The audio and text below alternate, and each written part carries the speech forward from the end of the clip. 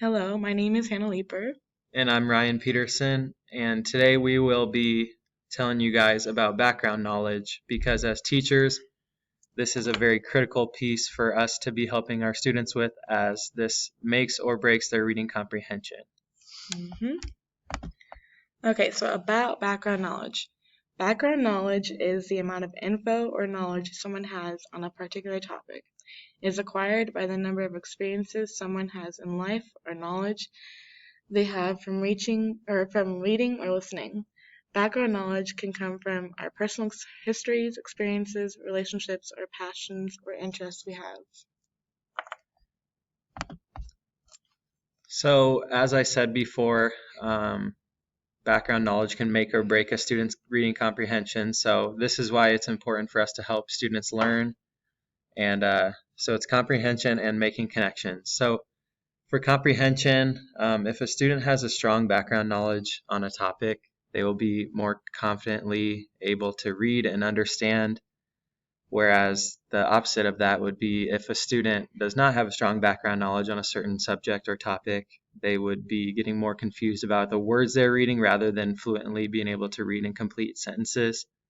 So I have a personal example would be for me, if I read a passage or a chapter on baseball, I'd be able to understand it pretty easily compared to outer space. I would be struggling probably every third or fourth word, and it would be tough to get through. And then for making connections, if you have a strong background knowledge on a certain subject or topic, it means that you more than likely had a lot of experiences relating to that, which would help you make text to world, text to self, and text to text. I don't know which one I didn't say, but yeah, the more you know about a certain subject, the more connections you'd be able to make and relate it to other things you've experienced or witnessed in life, which helps you understand the passage more and more. Okay. Activities for teaching background knowledge. There are many activities that you can use to teach background knowledge. Teachers should encourage students to read a variety of books, for example, especially in an English class.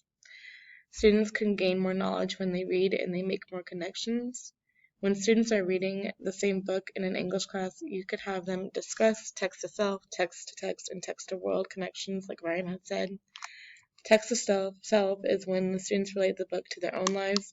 Text to text is when the students relate the book to another book. And text to world is when the students relate the book to the news or something that happened in the world. Also, field trips, both in person and virtually, can help a student build background knowledge. You can ask students questions about their senses too, so like their five senses, which are what do they smell, taste, hear, and touch. Videos are another great strategy to engage students in building their background knowledge, something they can like learn visually through. And then finally, students should be encouraged to share ideas and teach each other so that students can have multiple perspectives. Each student has their own unique background knowledge, so students should share it with each other.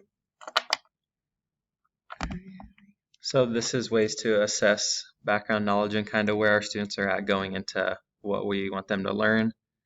A KWL chart is beneficial because students are able to write down what they know, they want to know, and what they want to learn.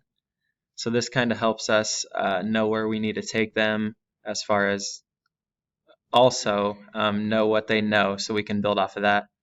Another interesting strategy I read about was write the room, to where if you're a teacher and you're going to teach a reading or a topic or have your students read that class period, right when they walk in the room, you can set up posters around the room or sticky notes with certain words on them so that they can go around and just jot down their thoughts on and what they know kind of before you start the lesson. And then I also like the idea of doing concept maps to help assess background knowledge and see where they're at because there's really no right or wrong answer. It's kind of what the students see and what they know and kind of how they show that it's all connected. And then here's a couple questions you can read for yourselves, but they can also help you assess where your students are at. And these are questions you should be able to answer or have your students answer for finding out what their background knowledge is. So yeah, that was our short video on background knowledge, which again is critical for us to have our students always grow because it's a big part of reading and comprehension for these younger students. All right, well, I hope you guys enjoy the lesson we're going to do.